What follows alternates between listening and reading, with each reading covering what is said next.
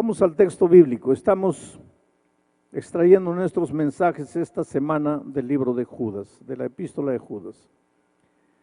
Yo quisiera desafiar a los hermanos predicadores, y esta mañana debe haber muchos aquí, predicadores laicos, predicadores, ministros.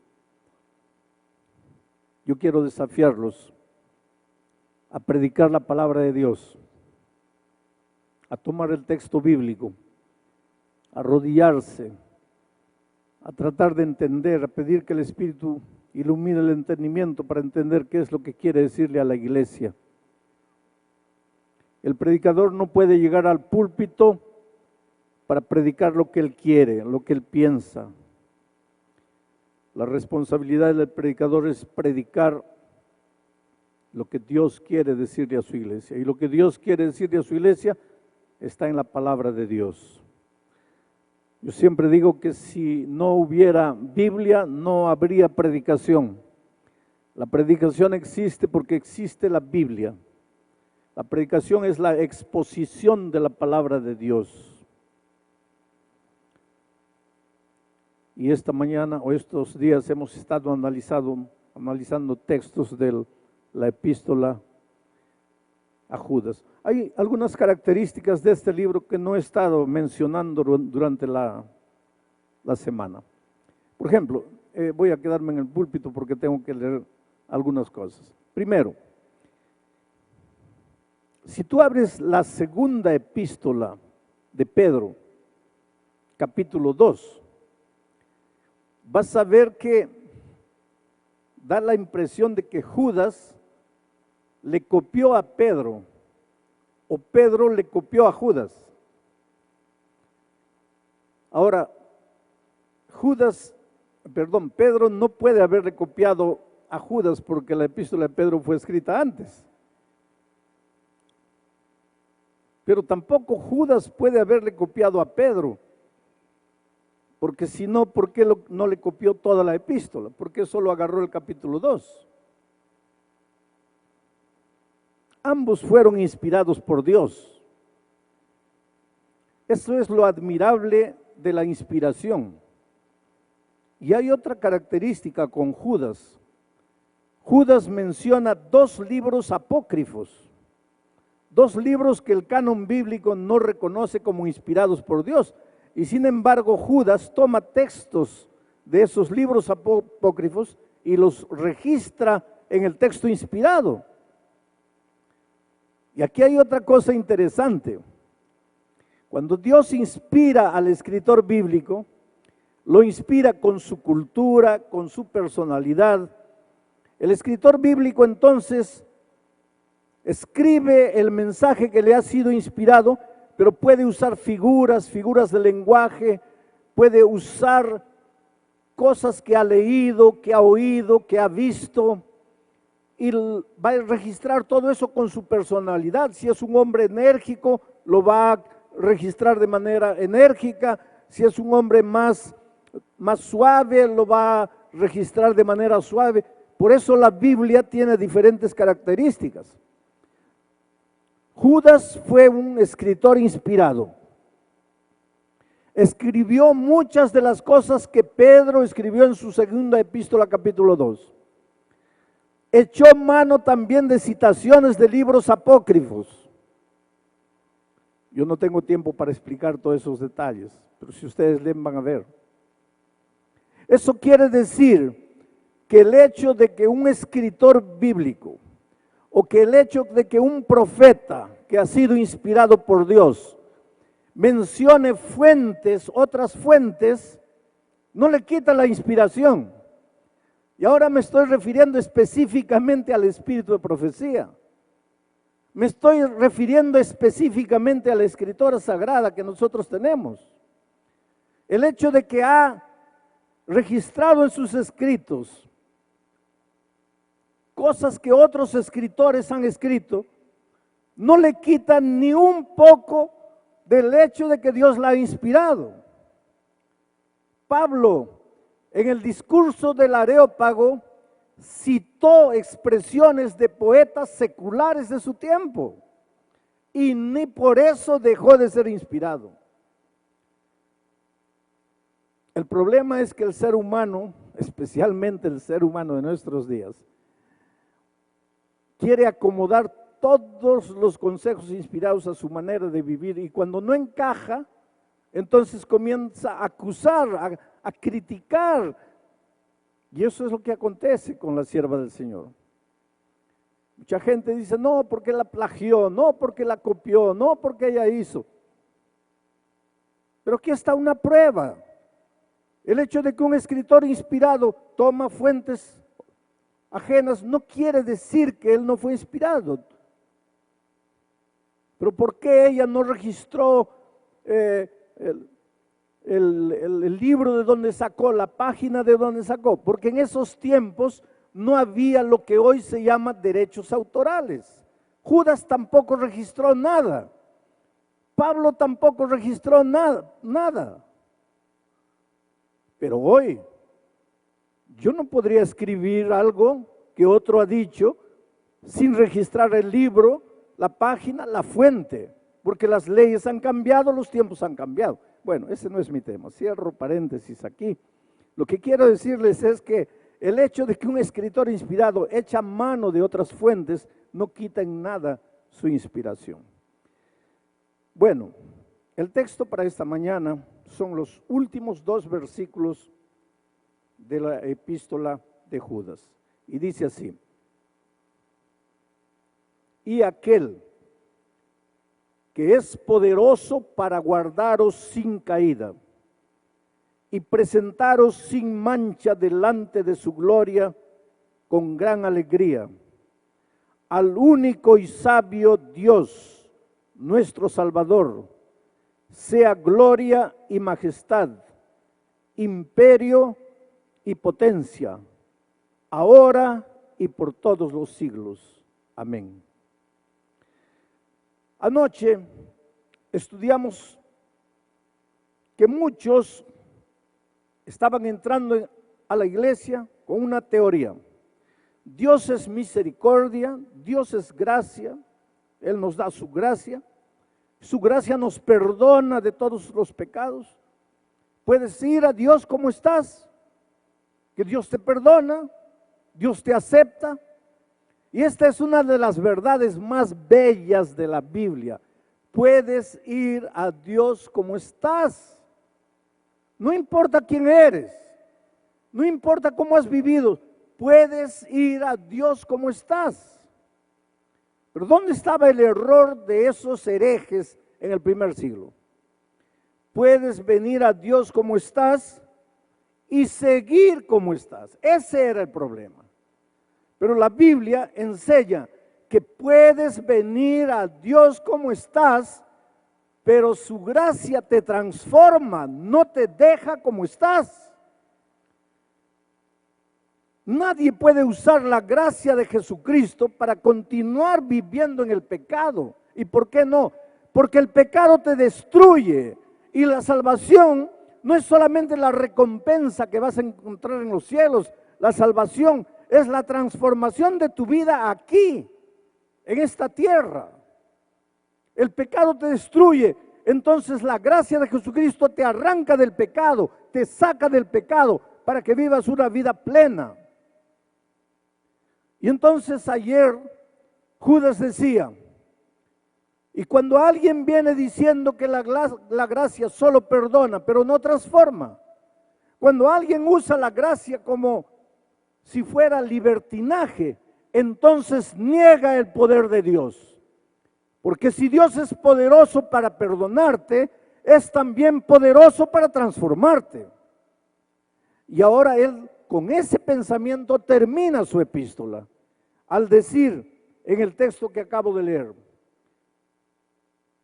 dice, y aquel, refiriéndose al Señor Jesucristo, que es poderoso para guardaros sin caída y presentaros sin mancha delante de su gloria con gran alegría. Dios es poderoso para guardarte sin caída, para presentarte sin mancha en el día en que Jesús vuelva. Ahora, lo que necesitamos entender es cómo es que Jesús hace esto.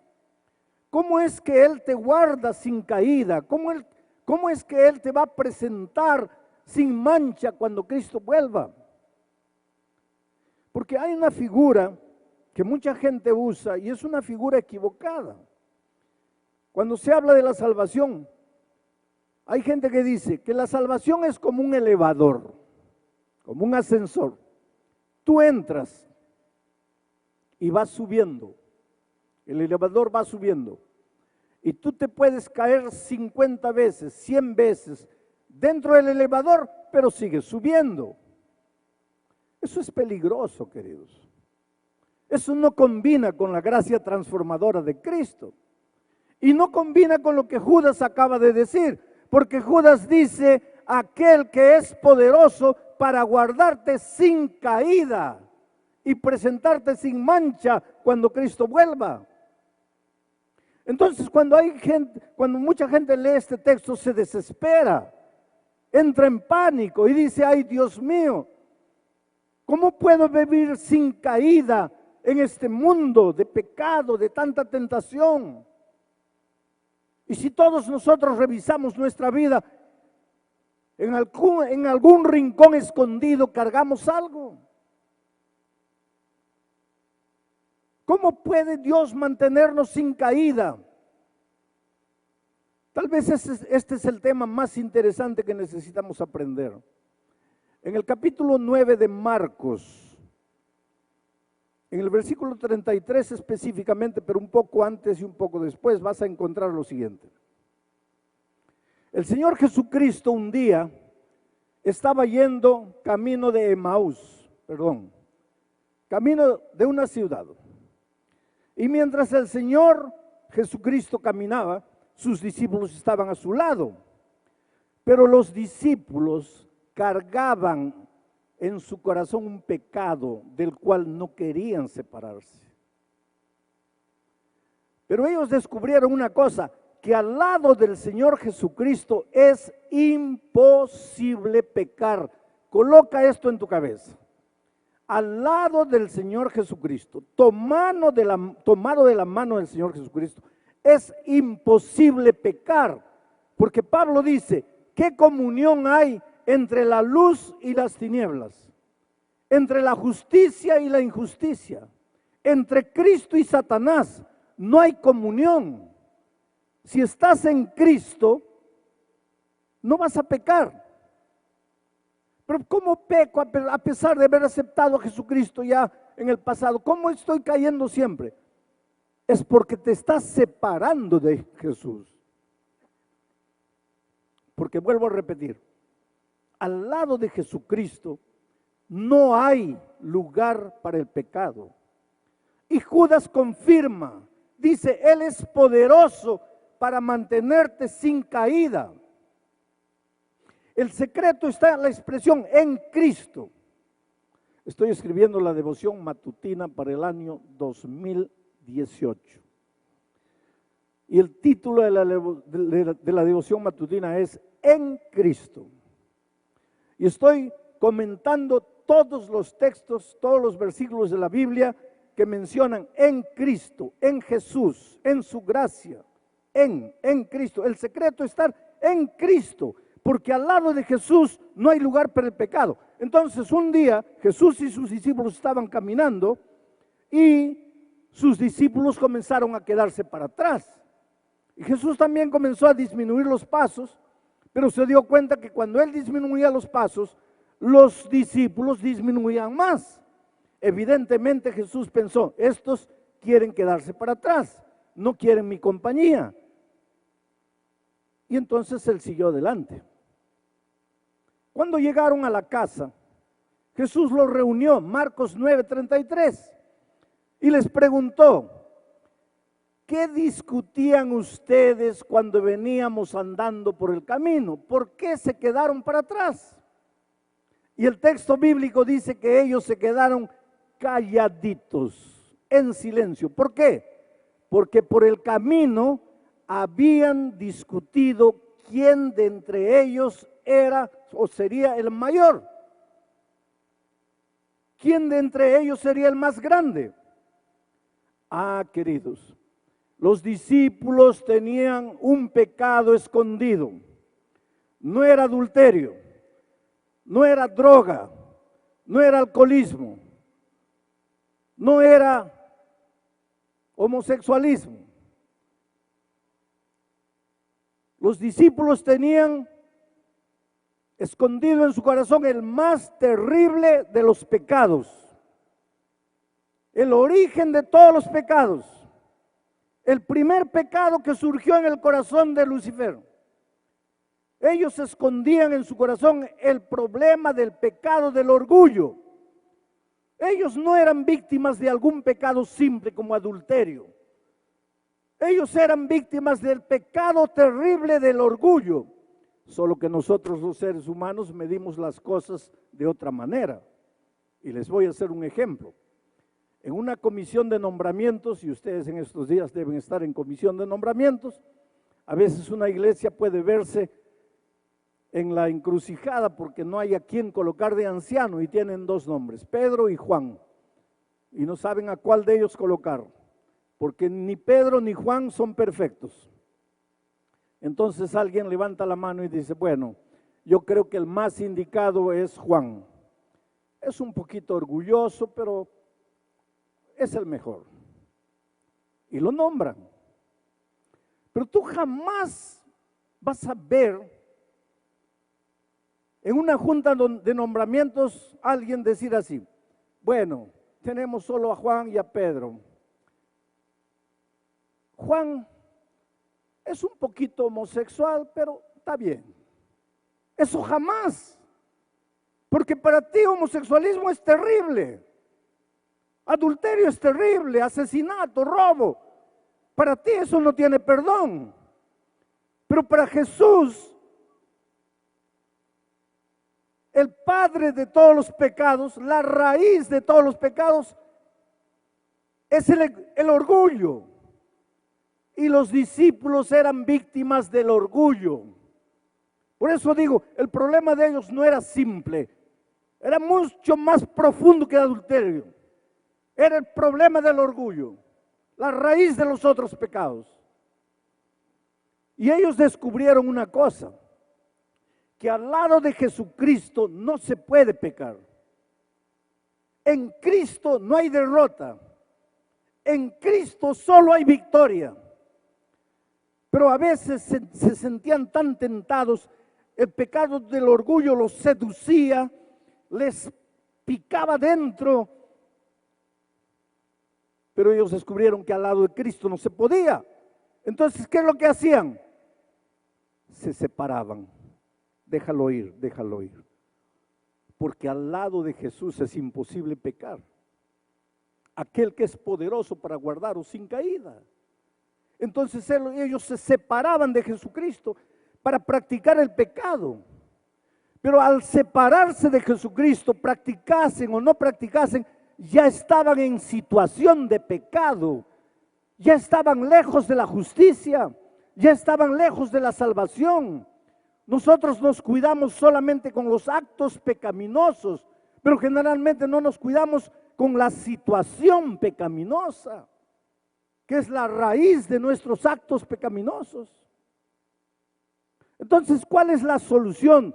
¿De qué manera Judas promete que aquel poderoso para guardarnos sin pecado? ¿Cómo es que Jesucristo nos guarda sin pecado? Es simple. Necesitas estar en Cristo. Necesitas no separarte de Jesucristo. Necesitas agonizar en Cristo. Necesitas llorar en Cristo. Cuando las luces de la tentación vienen, en lugar de decir no voy a pecar, no voy a pecar, ve a Jesucristo y no lo sueltes. Porque al lado de la justicia no hay lugar para el pecado. El problema es que nosotros tenemos algunos secretos, entre comillas, para vencer el pecado. Porque ya he escuchado decir que toda tentación dura 3 minutos. Que si tú aguantas la tentación 3 minutos ya eres victorioso. Entonces cuando llega la tentación comienzas a contar. A ver, 1, 2, 3, ya, 1 minuto. Ya está llegando al clímax de la tentación, 1 minuto y medio, ya, vencí. Sí, venciste tú. ¿Y tu justicia qué es? Trapo de inmundicia. Venciste tú con tu dominio propio, con tu autodisciplina. Eso no es victoria en Cristo. Entonces, ¿qué tengo que hacer? Pues en la hora de la tentación, llora y ve a Jesús y dile: Señor, mira, tú sabes que yo te amo. Tú sabes que yo no quiero traicionarte, tú sabes que yo no quiero herirte, pero en este momento estoy sintiendo que me voy. Por favor, no me sueltes, por favor, no quiero estar sin ti. Sin ti no hay vida, sin ti no hay salvación, sin ti estoy perdido. Ten compasión de mí, no me sueltes. Y claro que Jesús no te va a soltar. Él es poderoso para guardarte sin caída. Y entonces viene lo que Pablo dice: no vivo más yo, ahora Cristo vive en mí. Y si Cristo vive en ti, porque en la hora de la tentación no te has separado de Él, la victoria no es tuya, la victoria es de Cristo, pero al mismo tiempo es tuya. Por eso Pablo no sabe definir ni explicar esto. Dice: no vivo más yo, Cristo vive en mí, pero lo que vivo, ahora, no acaba de decir que no vive, y ahora dice vivo. ¿Vives o no vives? Es que cuando tú vas a Cristo, su voluntad santificada se junta con tu voluntad pecaminosa y se transforma en una voluntad todopoderosa. La victoria es de Cristo, pero es tuya. Es tuya, pero es de Cristo, porque no vives tú, Cristo vive en ti. Pero ahora vamos a dejar de frases románticas. ¿Qué cosa significa Cristo vive en mí? Porque nosotros hablamos, Cristo vive en mí. Andar agarrados de la mano con Jesús. Oh, Jesús, tú eres mi vida. Jesús, tú eres mi salvación. Pero en términos prácticos, ¿qué quiere decir eso? 3 cosas.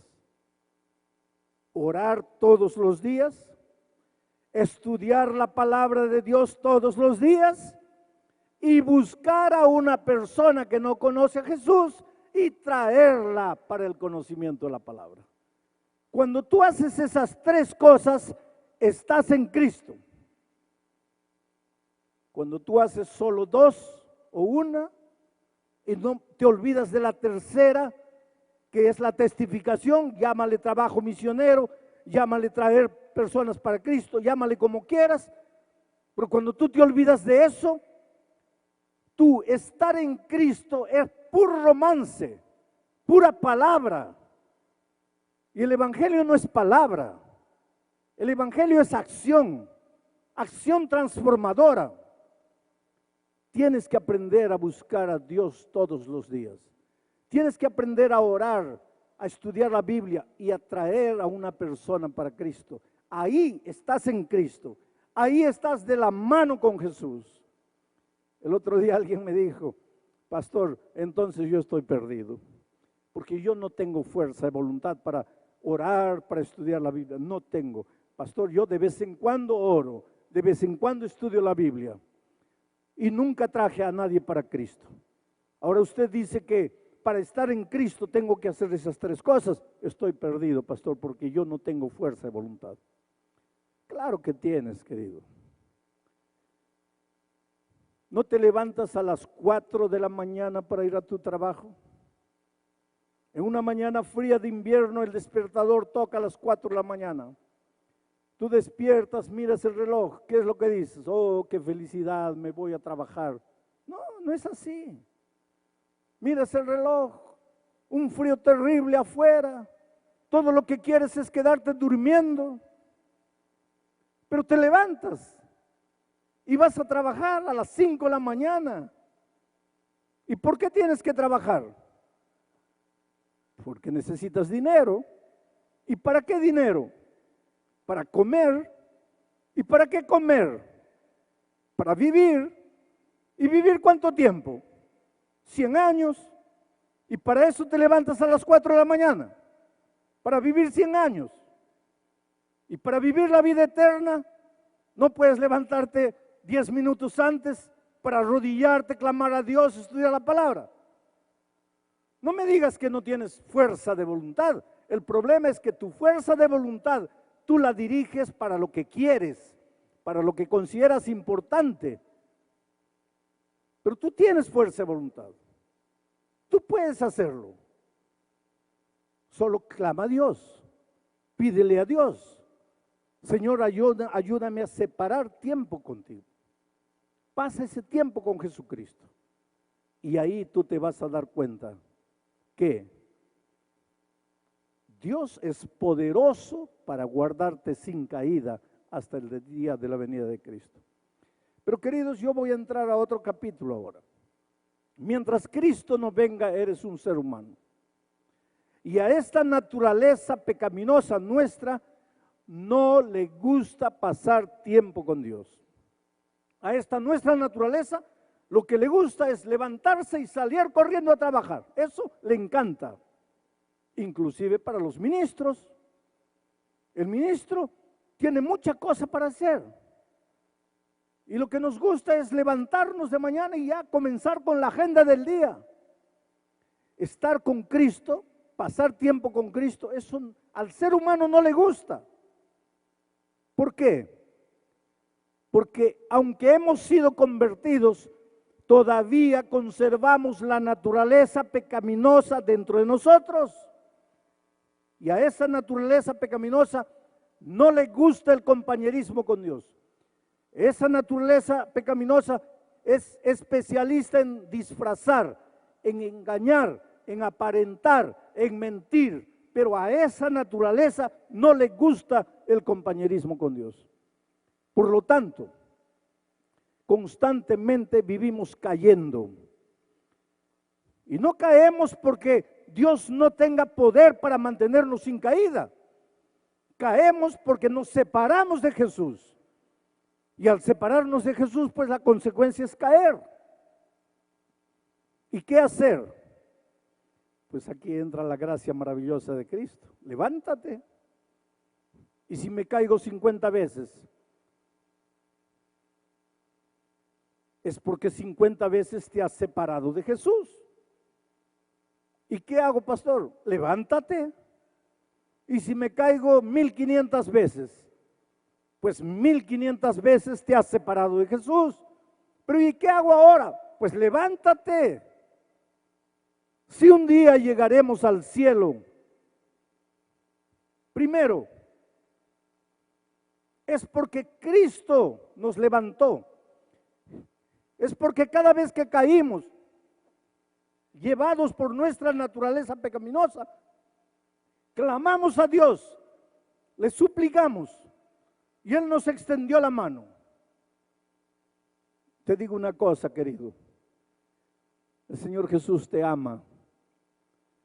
Nunca pienses que Dios es un profesor malo que está con ganas de desaprobarte o reprobarte. Jesús te ama.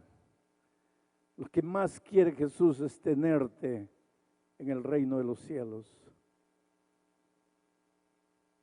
Tu lugar está reservado en el reino de los cielos. Tu herencia está reservada. Yo vengo de una familia grande, 9 hijos, padre, madre.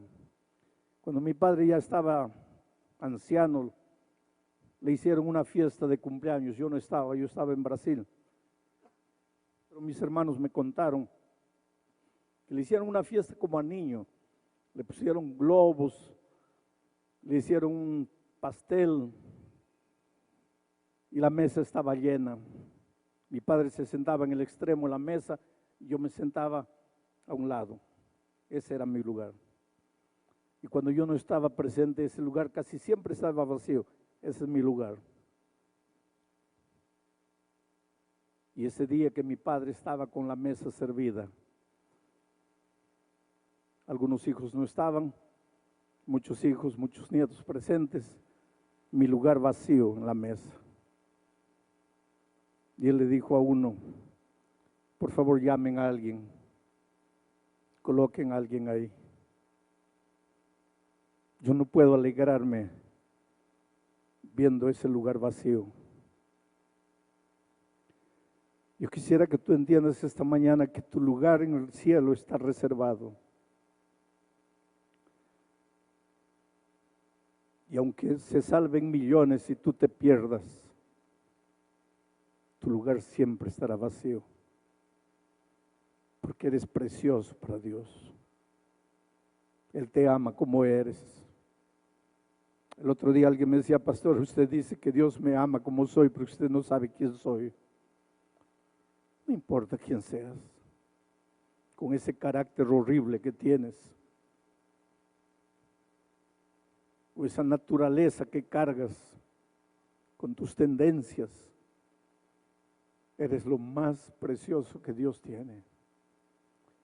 Esta mañana, en medio de miles de personas, ¿tú crees que Dios está mirando 15,000 personas? No. Él te está mirando a ti como si tú fueras la única persona sentada aquí. Él conoce tus sueños, tus alegrías, tus tristezas, la historia de tu vida, tus caídas. Él conoce todo. Y aunque a veces golpeado por la vida, tú dices, Señor, ya no, te he prometido tantas veces, he intentado tantas veces, olvídate de mí, ya no. Él te dice, hijo, yo no voy a desistir de ti. Pero Señor, yo no valgo nada. No, hijo, yo no voy a renunciar a ti. Pero es que Señor, no puedo. Pero yo estoy aquí. Tu lugar en la mesa está reservado. Y Él ha prometido que te va a conservar sin caída. Y si por esas cosas de la vida te sueltas de Él, te apartas de Él y caes, pues no tengas miedo de levantarte y continuar la caminata con Cristo, porque si un día nos salvamos, no será porque jamás caímos, sino porque aunque caímos, creímos en la palabra redentora de Jesucristo, nos levantamos y seguimos adelante. Yo estaba en mi oficina en Niterói, Río de Janeiro, hace muchos años, cuando entró una joven bonita, linda, alta, preciosa niña. Se sentó frente a mi escritorio. Me dice, pastor, la primera cosa que quiero que usted sepa es que yo no soy mujer, yo soy hombre. Pero yo tenía delante de mí una de las mujeres más bellas. Pero él me dice, yo soy hombre. Vivía una vida de pecado. Vendía su cuerpo en las calles de Copacabana para poder sobrevivir. Se había inyectado en el cuerpo tantas cosas, parecía mujer. Y aunque muchas veces se miraba en el espejo y decía, soy bonita, soy feliz, no me falta nada. Cuando llegaba la hora de dormir lloraba y no sabía por qué lloraba. Era el vacío de Dios. Era el instinto de Dios, porque aunque tú trates de justificar con argumentos humanistas tu conducta equivocada, no puedes escaparte de ti mismo ni de Dios. En las horas silenciosas de la noche, ¿a dónde vas? ¿Dónde te escondes? Te metes debajo de la cama y estás seguro que tu conciencia no te va a golpear ahí. Ese muchacho intentó suicidarse 3 veces. Su madre un día le alcanzó un cassette con un sermón mío. Una de esas noches de pecado que volvió al inmundo hotelucho donde vivía. Se sentía con ganas de morir, se sentía desesperado, se sentía acabado, se sentía destruido. Y aunque las corrientes modernas le decían, no, está bien, es una preferencia tuya, es una opción, tú tienes libertad para hacerlo, pero no podía escaparse de Dios, no podía escaparse del mismo. Nada puede llenar el vacío de tu corazón. Y esa noche en desesperación colocó el cassette y la palabra de Dios llegó a su corazón. Bendita palabra de Dios. Palabra de Dios. En hebreo, dabar. En griego, logos.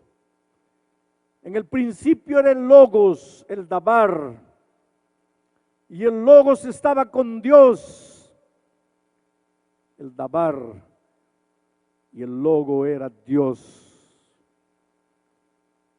Querido, la palabra de Dios no es apenas un libro escrito. La palabra de Dios es el propio Dios hecho carne. Es el Hijo de Dios que vino a buscarte.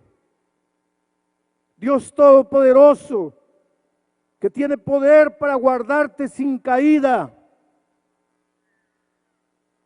El Logo se hizo carne. Ese Cristo maravilloso, a través de la escritura bíblica, alcanzó su corazón. La mañana siguiente él llamó a su madre y le dijo, ¿quién es este pastor del cassette? Y ella le dijo, mira hijo, ese hombre vive ahí en Río de Janeiro, te voy a conseguir la dirección. Y consiguió la dirección de la unión donde trabajaba. Y él apareció. Soy hombre, me dijo, no soy mujer. Estoy perdido, me dijo. No hay salida para mí. Yo tenía un librito, El Camino a Cristo. Yo debo haber leído El Camino a Cristo unas 200 veces. Yo tenía mi librito subrayado, se lo di. Y dije, lee este libro, en tus horas de desesperación, lee este libro.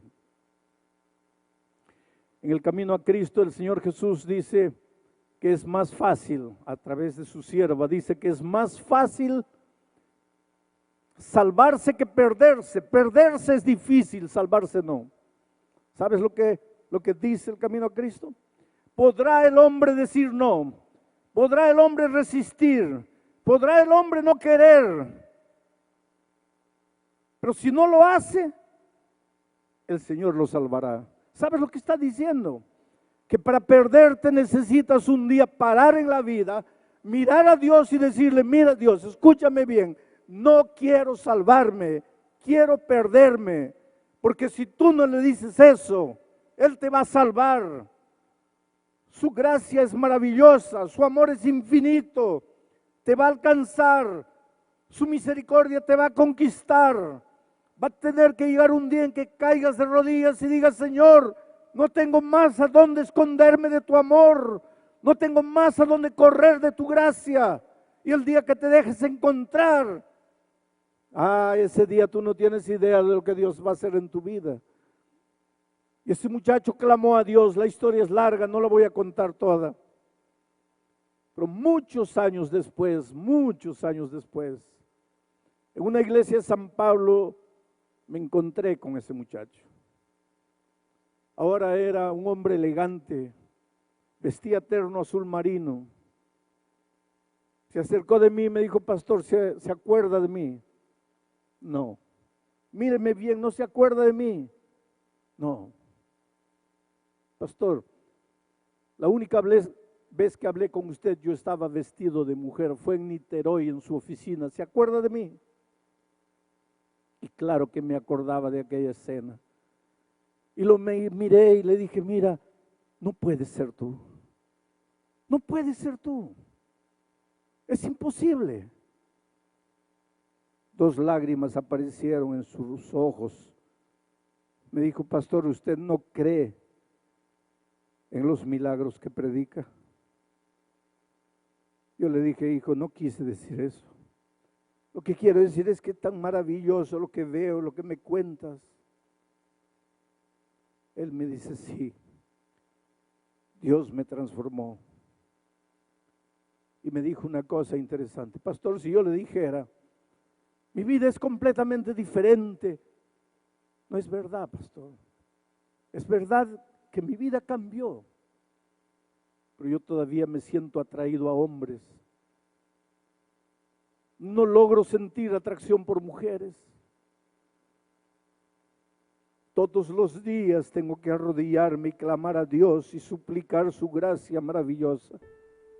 Y todos estos años me he mantenido victorioso porque mi Dios es poderoso para guardarme sin caída hasta el día de la venida de Cristo. Yo no creo que tu lucha sea como la lucha de ese muchacho. Pero si ese muchacho en la mañana gloriosa de la venida de Cristo dirá presente, ¿por qué tú no? Hoy es el día de buena nueva. No tengas el miedo del futuro. Cuando mires a la salvación, no pienses en ti, en tu conducta, en tus actos. Piensa únicamente en el amor maravilloso de Jesucristo, en su poder transformador. Esta noche te voy a hacer una invitación, esta mañana. Te voy a pedir que, si quieres entregarle el corazón a Jesús, esta invitación es para todos los que están conociendo la palabra, conociendo el Evangelio. Si quieres decirle a Jesús, Señor, te entrego mi vida. Señor, quiero que me mantengas victorioso hasta el día de la venida de Cristo. Señor, vengo a ti como estoy. Quiero conocer más tu palabra, quiero conocer más el Evangelio, quiero seguir estudiando la palabra de Dios para conocer los misterios de tu amor. Si quieres decirle eso a Jesús, te voy a pedir que tú te levantes y vengas aquí adelante.